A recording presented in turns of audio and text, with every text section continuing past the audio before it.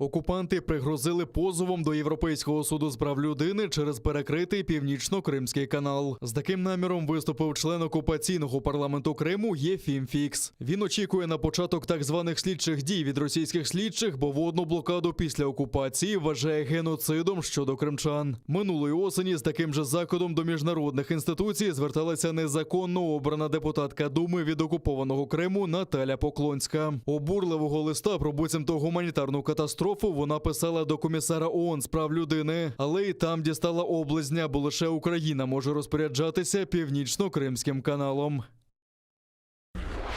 Жодного хайпу та кешбеку. Сенатор-колаборант Російської Ради Федерації від окупованого Криму Сергій Цеков закликав відмовитися від іноземних слів і залишити лише російські. Про це він заявив на так званому міжнародному форумі «Русского слова», який Москва влаштувала в окупованому Криму з залученням ватажків окупантів Сходу України. Кешбек Цеков пропонує називати поверненням коштів, хайп шумихою, а праймеріс – попереднім голосуванням. Підтримав його і так званий спікер окупаційного парламенту Криму Володимир Константінов. Зокрема, анонсував заборону неросійськомовних вивісок та реклами.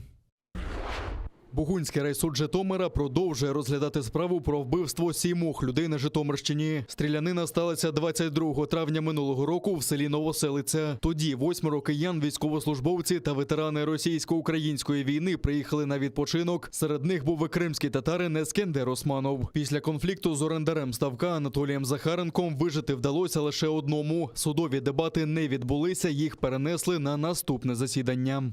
Я вважаю, що дебати, мабуть, наступного засідання вже відбудеться. Як ви чули у судовому засіданні, 2 потерпілих не змогли прибути і наразі не розглянути всі клопотання, ще які будуть у сторін.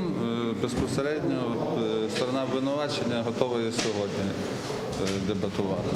На засідання прийшли родичі та друзі загиблих з їх портретами на футболках. Раніше звинувачений у вбивстві Анатолій Захаренко заявив, що мусив захищатися. Дружина загиблого Мамиченка Оксана Сорока у це не вірить.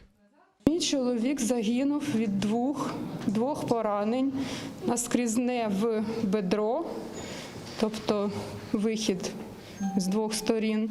І друге поранення – це плече. Я особисто бачила ці поранення на фотографіях.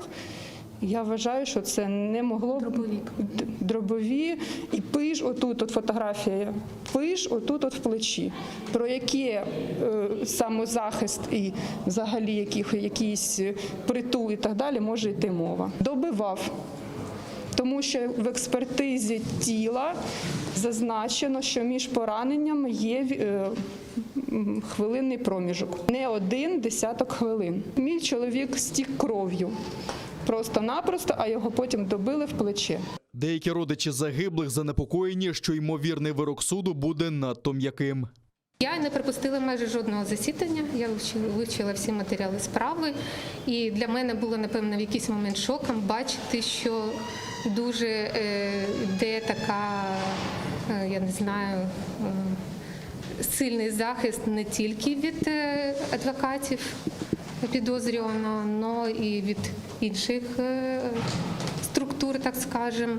Це і представники ДВБ, які просто покази давали як його захисники, і якась така, я би сказала, упередженість в тому плані, що до нас завжди якесь було відношення на засіданнях, наче ми захищаємось, так, маємо захищатися в чомусь винні, а з підозрюваним завжди якби так, ну, наче якби захищають всі його, так скажемо. От такі відчуття у нас виникло, в принципі, у всіх. І тому в якийсь момент ми зрозуміли, що, можливо, готуються якісь рішення, якого ми очікуємо, і будуть закривати очі на якісь реальні факти експертизи, які так якби, ну, на них не звертаються уваги, а будуть більше основані на брехні вбивці. Потерпілі вимагають пожиттєвого терміну. Це людина, яка в собі, напевно, виношувала цю якусь скриту ненависть до хлопців. Я не знаю, через що. Можливо, через те, що вони захищали Україну. А він, якщо ви знаєте, мав прізвисько в селі Кацап. Ну, я не знаю, складно сказати, але про те, що він мав дуже запальний характер. Якщо вам відомо про те, що в 2015 році так він погрожував односельчанину, приходив до нього з рушницею, погрожував і після цього цю рушницю в нього вилучили, але шкода тільки на 2 тижні, і потім повернули.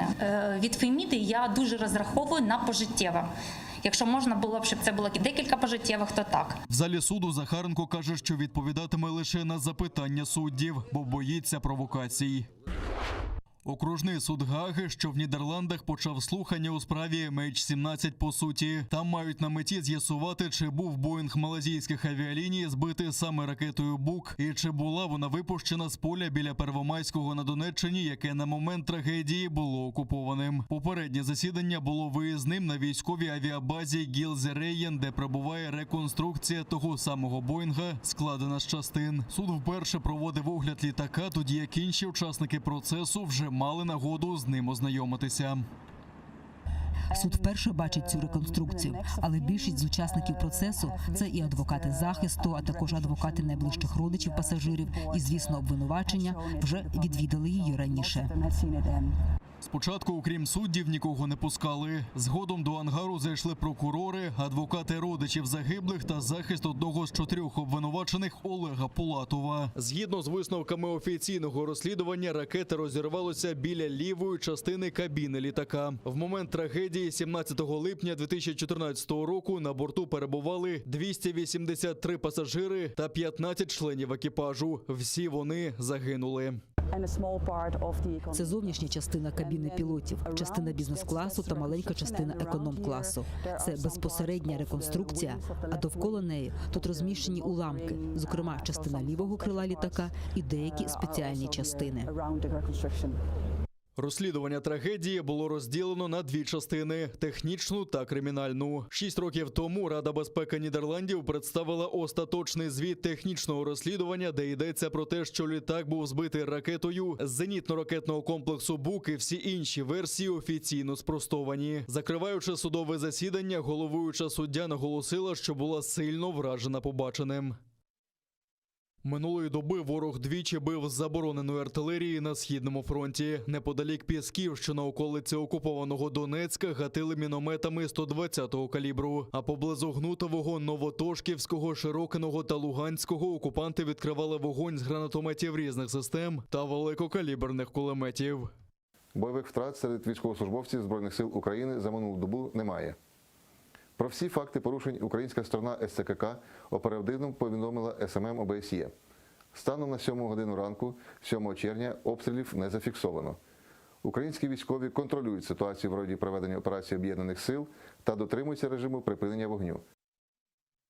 Найменше нових заражень COVID-19 з червня минулого року зафіксували вчора на материковій частині України. Додалося 535 нових пацієнтів, одужали 1743 людини, ще 33 внаслідок хвороби пішли з життя. За даними Міністерства охорони здоров'я, по всій вільній частині України нині діє жовта зона епіднебезпеки, але 6 регіонів готові перейти до зеленої. Йдеться про Вінниччину, Хмельниччину, Одещину, Кіровоградщину, Луганщину та Закарпаття. Там ковід-хворими завантажені 5% лікарняних ліжок. А в Криму стабільно більше сотні нових інфікованих щоденно. Принаймні так звітує окупаційна влада півострова. Вчора зафіксовано 132 нові випадки ковід-19. Ще 4 людей не змогли побороти хворобу.